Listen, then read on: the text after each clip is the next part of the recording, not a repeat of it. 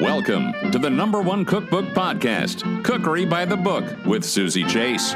She's just a home cook in New York City, sitting at her dining room table, talking to cookbook authors. I'm Ross Dobson, and my latest book is out, Australia, the Cookbook. In order to understand Australian cuisine, I think we need to understand and know about Australian First Peoples, who have been there for at least 50,000 years, the longest continuous civilization. During this time, Aboriginal Australians were creating and inventing dishes that boggle the mind. I'm curious to hear about a few of those dishes, and might I add, you noted that many Australians are unaware of these dishes. This fascinated me when I started to research the book and look into it more. I think many Australians are not really aware of the contribution that the First Peoples made prior to colonisation, and they're finding more and more evidence to indicate that the First Peoples weren't just hunters and gatherers. They farmed fish, they grew seeds to make a flatbread of sorts, and they certainly were eating a lot of the abundant seafood that we have here, unique species like our own lobster, Moreton Bay bugs, and the barramundi fish. And there was a great recipe, which isn't in the book. A friend of mine who's an Aboriginal elder was talking about his tribe made what was like kind of a blood pudding of sorts, using all parts of the kangaroo, very similar to the blood puddings we see in parts of Europe. And his tribe, that was their special dish. Now, so many things like this fascinated me, and we simply didn't learn about them. But working on the book really opened my eyes. And then we were lucky enough to have Jodie Orcher, who wrote a short essay in the book extolling the virtues of Indigenous ingredients. So it's been a wonderful learning process. Yeah, I definitely want to hear about Jodie Orcher. But first, can you describe the three main periods of Australian food? Writing the recipes for the book, in a way, was the easy part. I felt like the introduction was a real challenge to try and encapsulate what Australian food was about. And I was playing around with clumsy metaphors and wasn't really sure. And I had one of those light bulb moments where I sat up in bed one night and thought, well, let's history dictate what Australian food is all about. And it's a timeline. The first people have been here for tens of thousands of years. So I divided the food of Australia into three epochs or periods. And the first period is the tens of thousands of years. The first people have been here. The colonists from Britain came over, were mostly either English military class or Irish convicts. They brought with them their food from 1788 onwards. And I must say, a lot of that food for 150 years or so was quite repetitive and bland. That's not to say there aren't diamonds in the rough. There are some amazing, delicious recipes in there. But then the third period of Australian food comes in the 1950s, when Australia opens its doors to immigrants, particularly from Southern Europe, Greece and Italy, and they bring in coffee machines, parmesan, basil, a whole range of ingredients. The most important one was probably garlic, because the Australians, like the English, loathed garlic and they rarely cooked with it. And then moving forward a bit more into the 70s, we have a huge influx of mostly political asylum seekers coming to Australia in the early 70s, mostly Vietnamese, bringing their incredible fresh take on food. But I must note, during all this time, the Chinese had been here from the gold rush in the 1800s, and they were setting up camps, selling food in the gold rush camps, and then cooking. In the early 1900s, it's estimated that 1/3 of all cooks in Australia were Chinese, because this was the only job they could do legally. So we have this amazing, rich culture of food that, although there are three periods, we now see a lot more of this overlapping, appreciating First Peoples food. And of course, we love the flavours of the Mediterranean, Italy, Greece, and also Asian food. Australians are crazy for Asian ingredients. In addition to the First Peoples, the immigrants to Australia were so instrumental in setting up the food that you have today. Can you describe the hybrid Chinese-Australian cuisine that popped up in the mid-19th century? Again, fascinating stuff, because the Chinese had been here working working very hard, kind of in the background on mining camps and in the gold rush period. And then, interesting period, one that we're not particularly proud of, in 1901, the Australian government implemented the White Australia policy, where it meant only white people could come and live here. And then all the Chinese people that had been living here were completely ignored and weren't allowed to own property or have jobs. So one of the only jobs they could do was cook. And they set up restaurants in, you could almost say literally every Australian town in Australia, from the cities to the outback towns. And here, they put aside their own personal tastes, like a lot of the Italians and Greeks in the beginning when they were starting businesses here. They put aside their own personal taste, that is what they cooked at home, and they cooked what made money and what sold to the locals. So we have a lot of lamb dishes, which is very unusual and unique because most of the food, Chinese food cooked in Australia, was Cantonese, and lamb wasn't really big on the menus in that region of China. So we have a dish called Mongolian lamb. Now, I know there's a Mongolian beef in other countries, but Mongolian lamb has very little to do with Mongolia and a lot more to do with what Australians like to eat. And we have prawn toast, beautiful prawn cutlets, salt and pepper squid. So the Aussie Chinese ingredient recipes start to use Chinese methods and techniques with the local produce. And then in the 50s and 60s, we have a lot of these stable of Chinese Aussie ingredients, like a take on a pork spare rib, and we use a different cut of spare rib in Australia, which is very different to America and other places. And then moving into the 80s, when Australians became a little bit more adventurous with their food, we have a salt and pepper squid that is almost on every pub menu in Australia now, with fish and chips and hamburger. Moving further into the 80s, we have even more exciting food like pippies in XO sauce. And there's a recipe for that in the book as well. And I felt like I couldn't write a cookbook without indulging that more, because there are recipes like a ham and chicken roll. Like, I've never seen that anywhere else. It's absolutely delicious. It's chicken breast fillet with a slice of ham. You roll it up, then you roll that in spring roll wrapper and flash fry it and slice it. It's really delicious. So we have this fascinating, unique take on Chinese food in Australia. It's really good. What are pippies? Okay, pippies, clams. Yes, surf clams, tiny little surf clams that are still mostly caught by a traditional method called raking. They're mostly in South Australia on the wild coastline there. I don't know if you're familiar with the technique where you'd walk in the sand, there's little bubbles, and they literally would get a rake and then rake where the bubbles come up and use their feet. And they're not particularly cheap, but the clam in the XO sauce is so delicious. And XO is a Chinese sauce, and it's called XO because it comes after the brandy, XO brandy, which means, something like extra special. And it came from Hong Kong in the heady days of the 80s, where everything was looked at with opulence, and it had lots of seafood in it. And you just need a teaspoon of this in your stir fry. You wrote in the book that the Industrial Revolution was one factor in preventing Australia from developing its own regional cuisines. I found that so interesting. So did I, because when I started researching on the book, and even prior to that, we'd have these discussions. Why doesn't Australia have its own regional food? Of course, first people had regional cuisines based on the produce available to them, but certainly for 150 years and even up until now, most people really started to come from overseas that weren't convicts. The convicts stopped in about 1850, so we had free settlers coming here from about 1850 onwards, and they were educated, they were literate, they could read and write, and Australian publishing also really took off at this time. Because Australia is such a big country, people isolated. They were getting the newspapers, and these were national state newspapers that shared the same news, and lo and behold, they shared the same recipes, which I found fascinating when I started researching. So a recipe for a cake published in the early 1900s, if it was good enough, it might have been published in a newspaper in, say, Hobart. And because the print was syndicated, if it was a good recipe, it would be today's equivalent of going viral. So the recipe would go all the way over to Perth or Darwin or Brisbane, and these recipes would be shared. So I think there are two factors in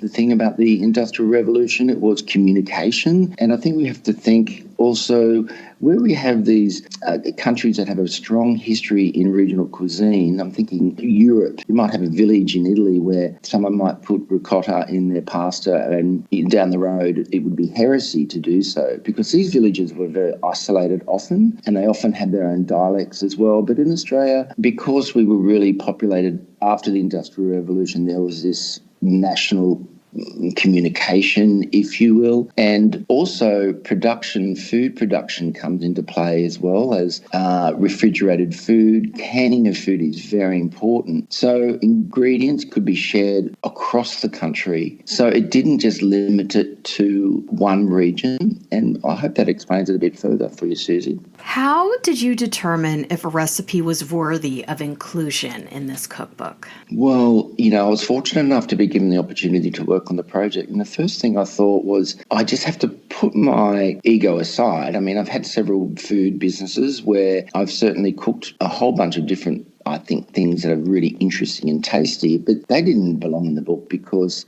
they didn't have a place in our history or our culture or our social structure. So I think that they were really important aspects, that a recipe had to belong to all of us. It wasn't just something that a friend told me that they cooked or I thought that was tasty. And I think this was really important, to see it as a collective project. And one of the ways of doing this was doing a lot of research, a fascinating Australian and government initiative. It's called Trove. It's a national library where they are systematically scanning and putting up documents of literally every printed newspaper that in Australia. So I could Google, for example, banana bread or banana cake, and I might find this recipe first published in 1928, for example. And then as I looked further, I thought, well, this really is part of us. This is what we eat. And so really it was about the research, and its worthiness was based on, do we have a connection with it? And I really wanted people, when they look at the book, and I felt like I've got this reaction so far, where people go, oh my God, I forgot that existed. I'm so glad it's in the book.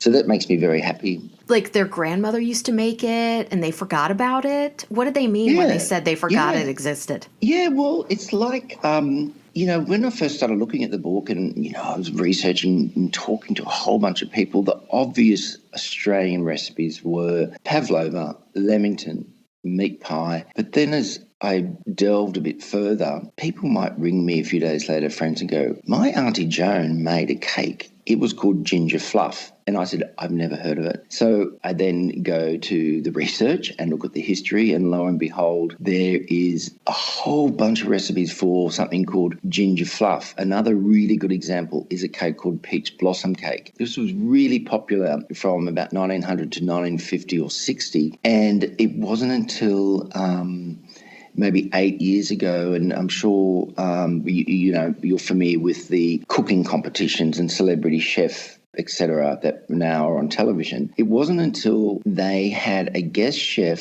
from an amazing institution called the CWA, which is a Country Women's Association, and they've been making scones and cakes for 100 years or so. And a woman went on to the show and made a peach blossom cake, and it went viral.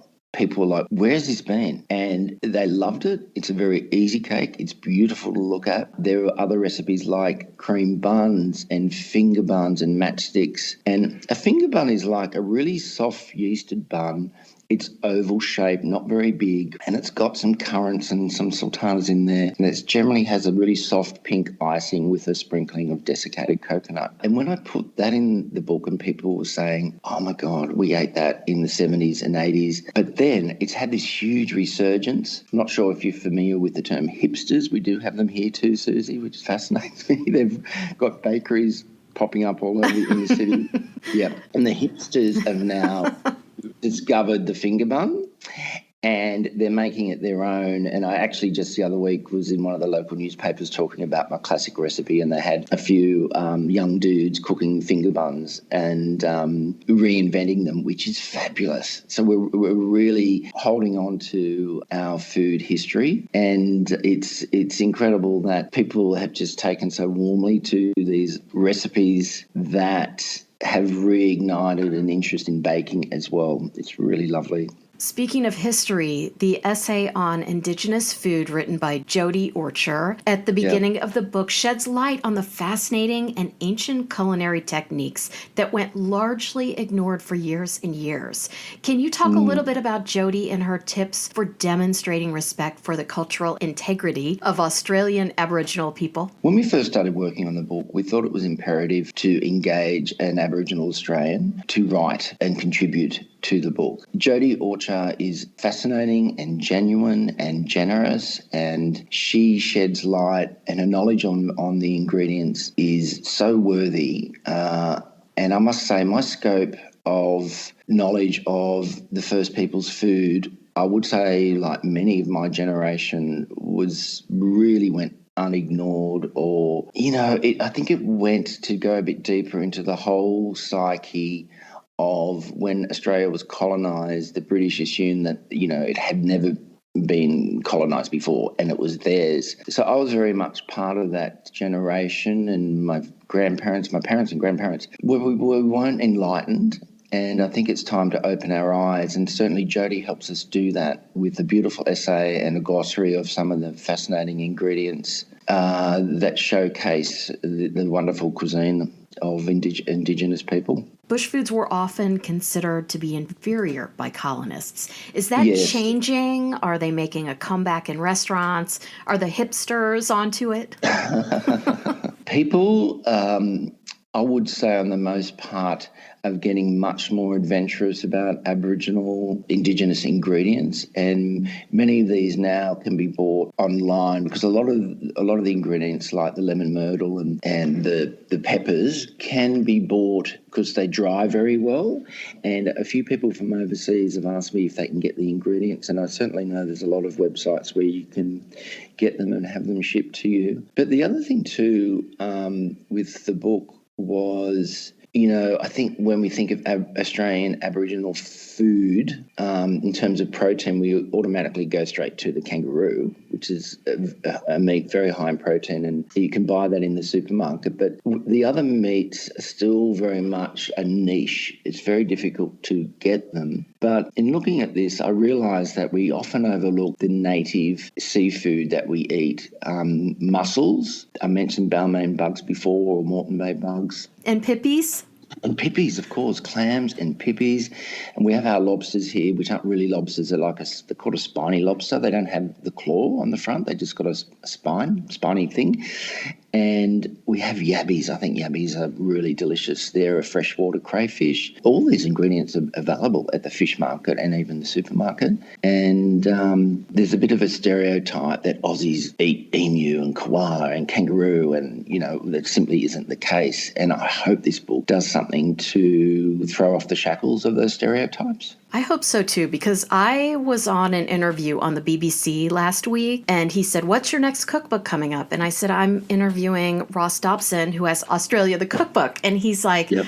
Are you going to talk about kangaroo?" And I said, "Oh my God, maybe not." Yeah, well, you can talk about it because it makes sense. Like, there's a recipe in the book for a Thai kangaroo salad. And it makes sense because, the whole thing about you usually use a lean cut of beef in the salad, and kangaroo makes perfect sense. So I think it's fun to talk about these things. But as you've looked at the book, Susie, and other people, I really hope they've gone, oh my God, there's such a wide range of interesting ingredients from all over the place that have come together to make our food truly unique.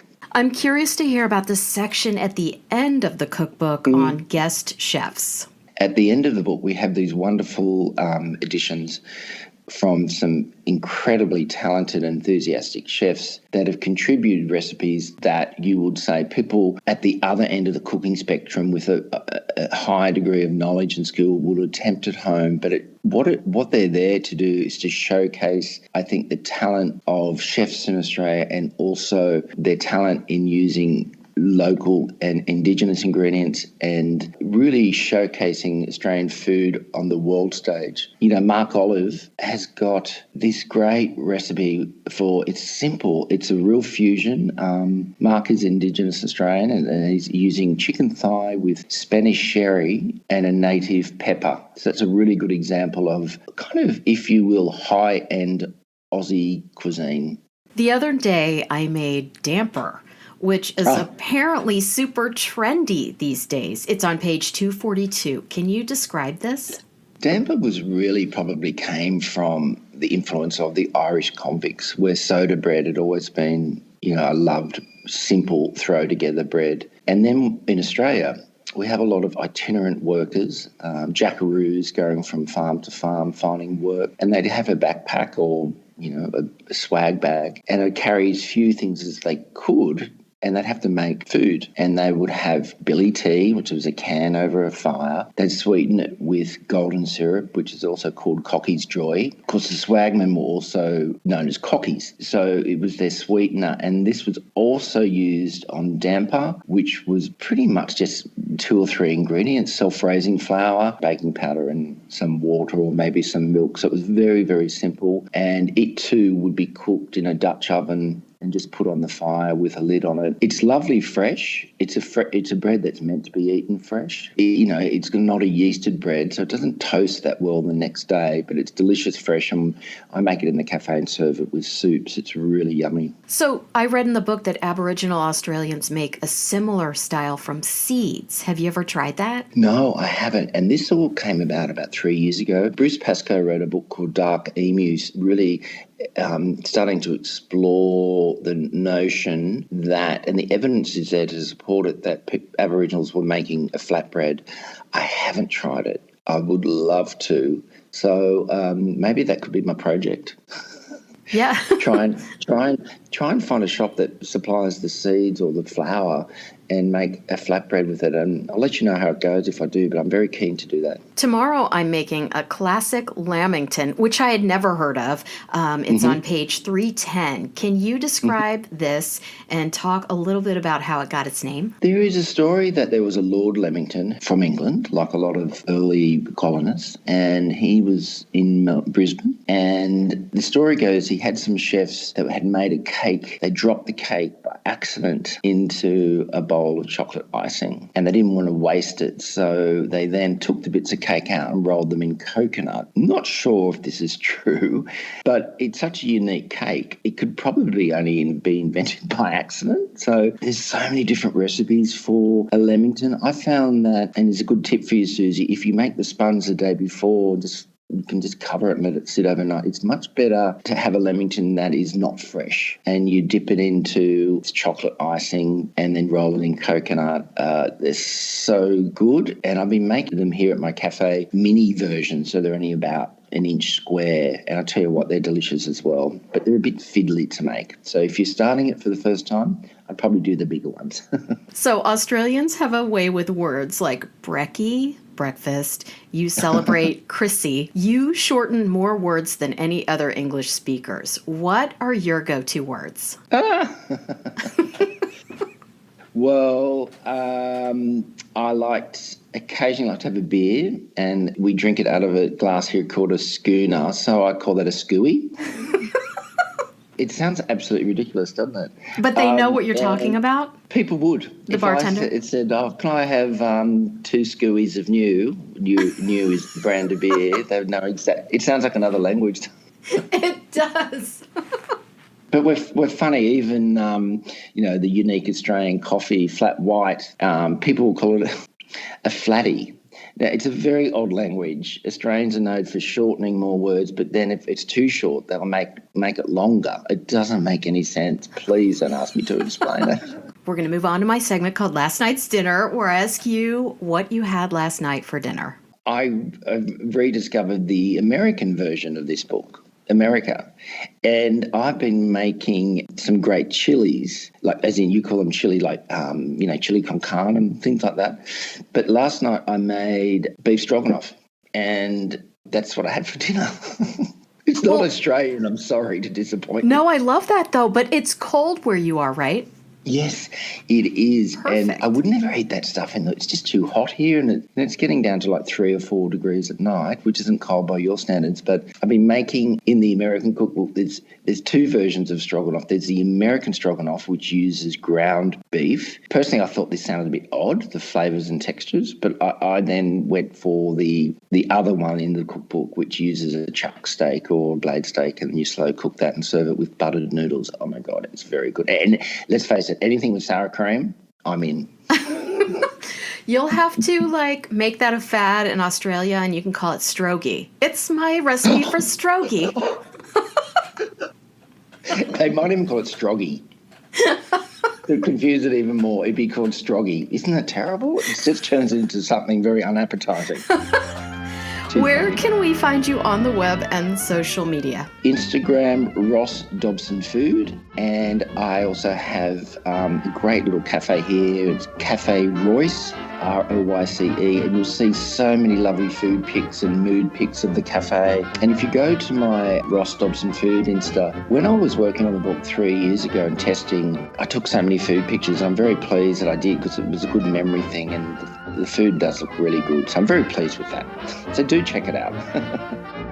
It is Aboriginal lore to only take what you need and leave some for others. Words we should all be living by. Thank you, Ross, for coming on Cookery by the Book podcast. Been a pleasure. Thank you. Follow Cookery by the Book on Instagram. And thanks for listening to the #1 cookbook podcast, Cookery by the Book.